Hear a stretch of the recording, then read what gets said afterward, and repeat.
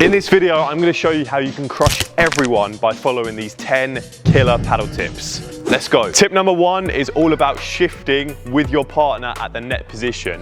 This tip will allow you to cover every angle so that you don't get caught down the line or down the middle. When I'm at the net position, imagine the basket is a person here as well. If I'm playing down the line here, the opponent there has two main options, and that is down the line back here or down the middle. The angle, the little gap over there is very, very hard for them to hit. So if I play a ball down the line to this person here, I need to be around here and the basket needs to be around the middle to cover the middle and the line gaps. If they do manage to play in that gap over there, you kind of just have to be like fair play and let them have it, but you want to force them to play the trickiest shot. Much better to get beaten there than it is down the middle or down the line here, because that's much easier for them to hit. I always like to think if they do get it in there, it's like, that's fine, they'll probably miss the next one. It's gonna be a 1 in 5 shot. So if I now play diagonal into this corner here, that's when I need to step over to the middle, because this opponent has two options now. Down the line there, and this middle. It's very hard for them again to go across me here, and I could probably cover most of that. And if they do manage to get it, then again, fair play, let them have it. That will make you and your partner so hard to beat at the net position. The next tip to crush your opponents is to learn how to pop the ball out the court. This is a very easy method, don't worry. What they call a Hollywood shot, in the sense that it looks very impressive, but it's not that hard to learn. In case you don't know, popping the ball out the court is simply this. So you're going out by 4, straight out. And if you saw there, it's all in this wrist technique. I've got a whole other video on popping the ball out the court. I'll leave the link in the description. But basically you want to use this wrist, and it's the best way to get an ultimate winner against your opponent. So I'm just using the wrist above the ball and I'm going straight down. And you can go out the side, you can go out the back, or you can go out the other side as well. So in case you're wondering when to do this shot, you want to do it when you do a very, very good volley. Very tough ball for the opponent to return, and then you want to step in super close to the net and try and pop it out the side. Okay, let me show you. With a low ball, Kai's really struggling to dig that out. I can step in and then I can look to pop it out.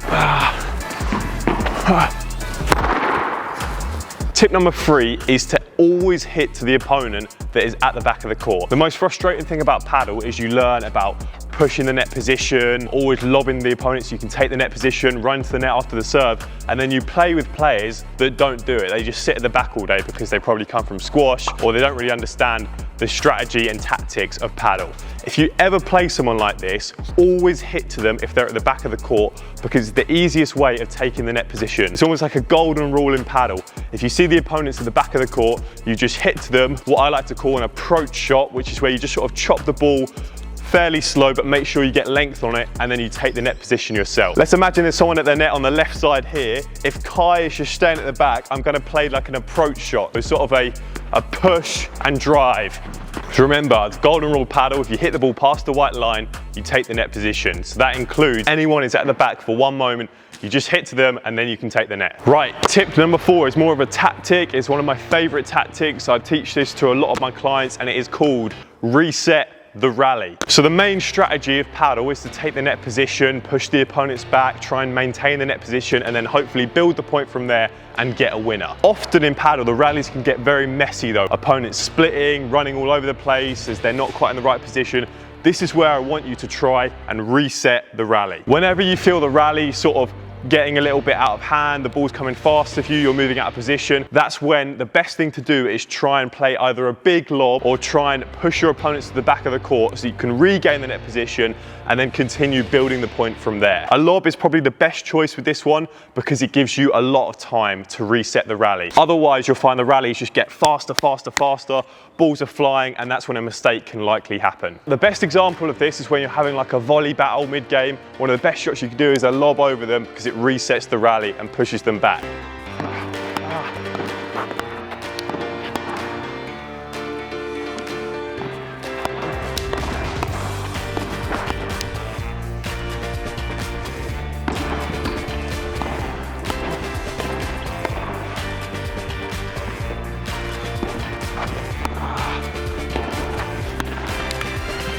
Tip number 5 is to get onto everythingpadel.co.uk and find the perfect paddle racket for you. Having the perfect paddle racket will help you crush better opponents, and we've got loads of tools on Everything Padel to help you do this. You can answer 5 questions on our racket quiz and it'll give you some suggestions for the best racket for you. There's a compare paddles feature where you can choose up to 4 rackets and compare all of the features from power, control, comfort, material, shape and more. And if that isn't enough for you, you can contact me personally for advice via the WhatsApp button on the website. Tip number 6 is more like a general rule that I like to use in my matches. I say this to a lot of my clients as well. It really simplifies things with overheads and volleys as well. The closer you are to the net, the more I want you to let the ball drop and play with more spin. So if you get a high ball here, I want you to play more like that.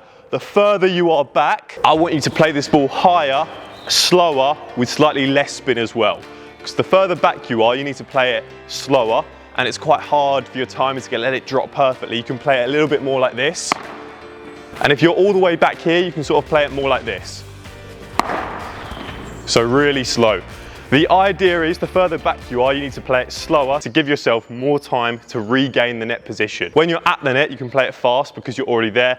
And when you're sort of midway, you can sort of play it kind of medium pace because it's not too hard to get back to the net position. The next tip is a really good piece of advice that I've got for when you play players that are better than you, playing top level players. Maybe you're in a tournament, you've got to play some tough opponents, or maybe you've got a social match where you know the opponents usually beat you. This advice is play the ball, not the opponent. This is advice that I heard early on when I was starting to play paddle against better players, and I use it when I play sort of high level GB players who often will kill me 6-love, 6-love. What happens usually when people play better players is they try and play better shots. They try and play faster and harder. They try and kill the ball quicker because they feel like they need to because they're playing these better opponents. That often leads to the player actually playing a lot worse. They make a lot more mistakes. They don't play tactically very well. So what they need to do instead is just play the ball that comes to them rather than thinking about who the opponents are. This happened to me recently. Me and my partner played 2 GB players at a local club and we got absolutely destroyed,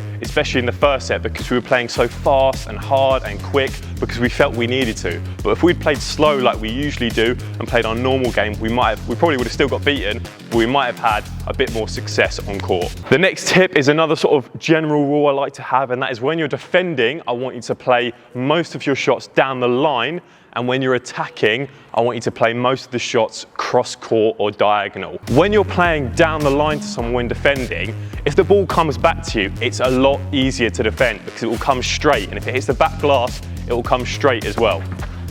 That's a lot easier than if it came in at like an awkward angle. That's a lot harder. When you're at the net position, that's when I want you to play majority of your shots cross court or diagonal.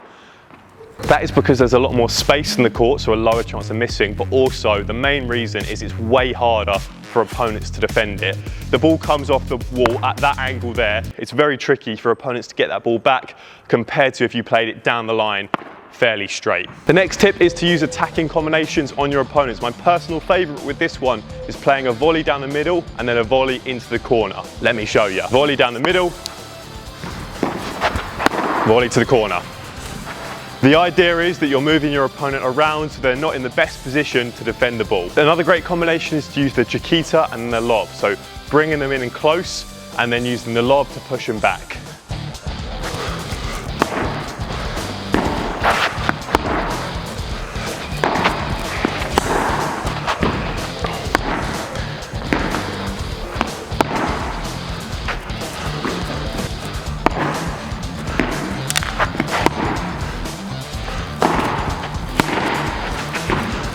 Final tip is to use one of my favourite shots, and that is the forehand volley to the cage if you're playing on the right. If you're playing on the left, you can do backhand volley to the cage, and if you're left-handed, it's the same, it's just the other way around.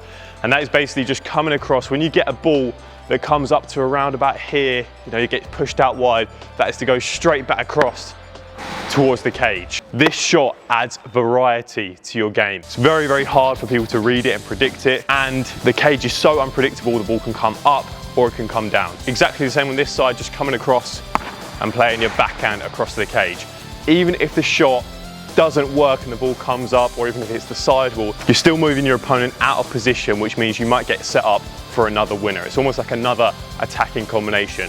One to the cage, one to the back wall.